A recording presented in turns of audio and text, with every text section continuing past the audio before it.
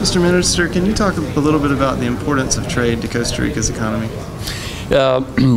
We are a small country, but during the last, during all our life as a country, we had been dependent on international trade. Our first product was coffee, and then bananas. And in the last 20 years, we have made a big effort to diversify our exports and industrial products, high tech. It's so important that our country is very open to the world economy.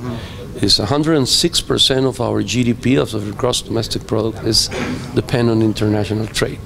78% are high tech products, especially micro from cellular parts and micro devices, or a lot of companies such as Intel are here, and then medical devices is one of the most important sites worldwide for them. It's so important that we have a surplus in our trade with People's Republic of China, probably one of the few countries in the world or in the area, and only the export and industrial products to China. I'm wondering if you can talk about some of the logistical challenges that Costa Rican companies face getting their products internationally. Okay, one of the areas that is most important that we have to improve is logistics. That's why for us, this association with Georgia Tech and to this center, it will be a milestone in the relation, because our quest right now has to be competitive, how to be able to compete at world level. We already have very good companies, but as a country, the small and medium companies of Costa Rica needs to improve. So logistics is part of is one of the weakest point we have so far. So through this agreement, we try to work in the different problems we have and make the economy and the companies more competitive. What role does the development of people and the professionals within the logistics field and within the companies that are expanding internationally? How are you developing those? Yes, this is one of the areas in recent surveys about with international investors. They rank Costa Rica the most important asset we have is our human resource. This is the reason why a lot of companies are here, not only in manufacturing, in high-tech manufacturing, but also in services.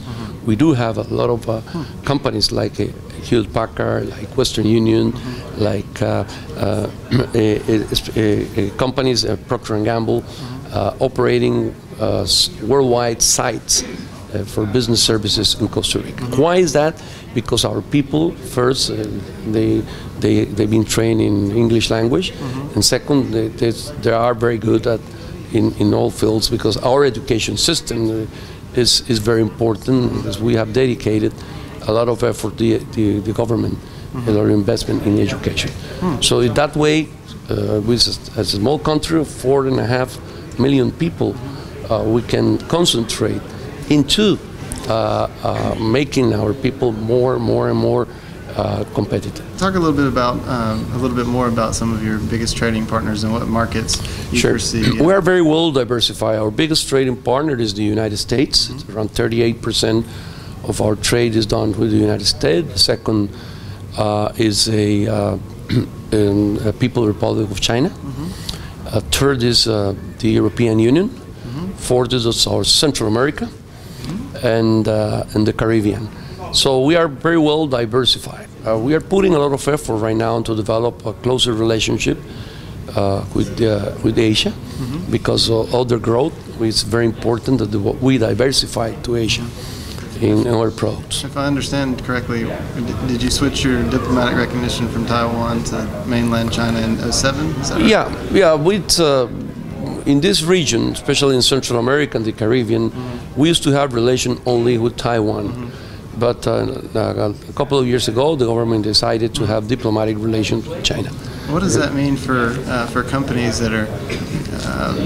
I guess what is the process like for companies getting products to China from Costa Rica? Well, first, as I mentioned, we do have an Asia strategy. I mean, we want to be part of APEC, which is the Association of Development of the Pacific Basin, and then we want to be close to that region.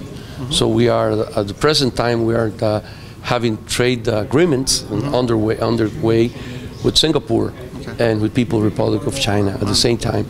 And then through those very important countries, we want to understand better how the trade is done in whole Asia.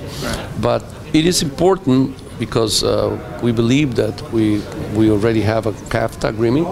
We are finishing right now a regional agreement with the European Union, which is so important. So this tiny country, in the middle of the world, Central America, have at the end of this our administration, we have 84% of our trade under trade agreements.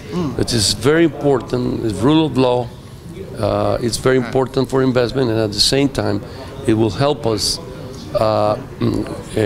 during the very difficult economic crisis to have a trade agreement help you to defend your production.